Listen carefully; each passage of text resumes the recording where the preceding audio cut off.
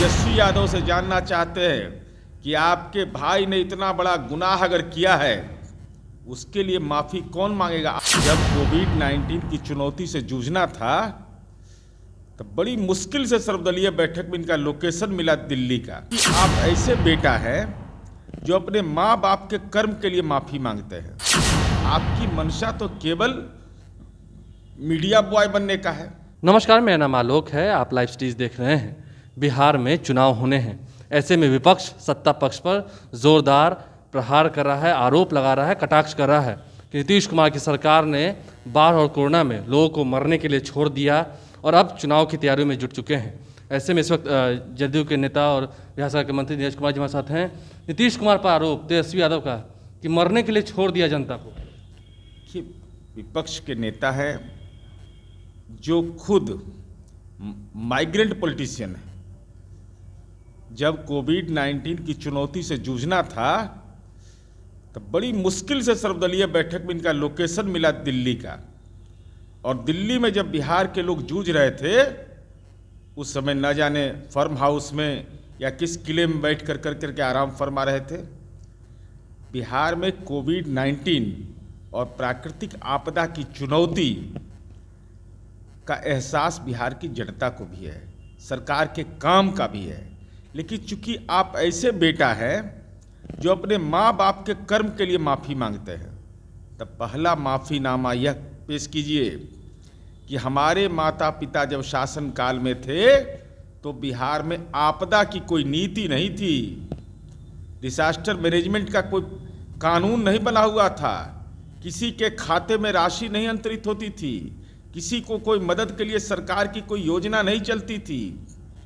आपकी मंशा तो केवल मीडिया बॉय बनने का है, तो हम सलाह देंगे।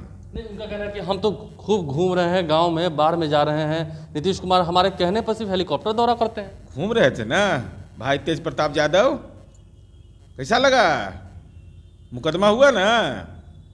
कोविड-19 है, चुनौती है, और वहाँ का जो होम प्रिजन और डिजास्टर मैनेजमेंट का डिपार्टमेंट है, किसके प्रभाव से बिना होम क्वारंटाइन हुए आ गए? जुबान नहीं खुलती है तेजस्वी यादव। बिहार झारखंड की जनता कोविड-19 की चुनौती से जूझ रही है थी, और जो उस सरकार के द्वारा बनाए गए कानून हैं उसके तहत 14 दिन होम क्वारंटाइन होना था। होटल में बैठे हुए थे। उस सवाल पर कानून का तो उल्लंघन आपके भाई ने किया तो मीडिया के दबाव में मुकदमा तो दर्ज हो गया। हम तेजस्वी यादव से जानना चाहते हैं कि आपके भाई ने इतना बड़ा गुनाह अगर किया है उसके लिए माफ़ी कौन मांगेगा? आप मांगिएगा कि लालू जी माफ़ी मांगेंगे? आखिर ये क्या हो रहा है? जी, वो इस बात का जवाब भी दीजिए। वो कह रहे हैं कि हम लगातार घूम रहे हैं, हर जगह गरीबों का हालचाल जान रहे हैं। अरे घूम रहे हैं तो ये तो वीडियो उपलब्ध है कि 2017 में जब बाढ़ आया था उनके पिता लालू जी उस वीडियो में कह रहे हैं कि देवी मैया गंगा है, आ गई है, काहे चिंता कर रहे हो? और माननीय नीतीश कुमार जी उन बाढ़ पीड़ितों की सेवा कर रहे थे, और सेवा का एहसास हर लोगों को है।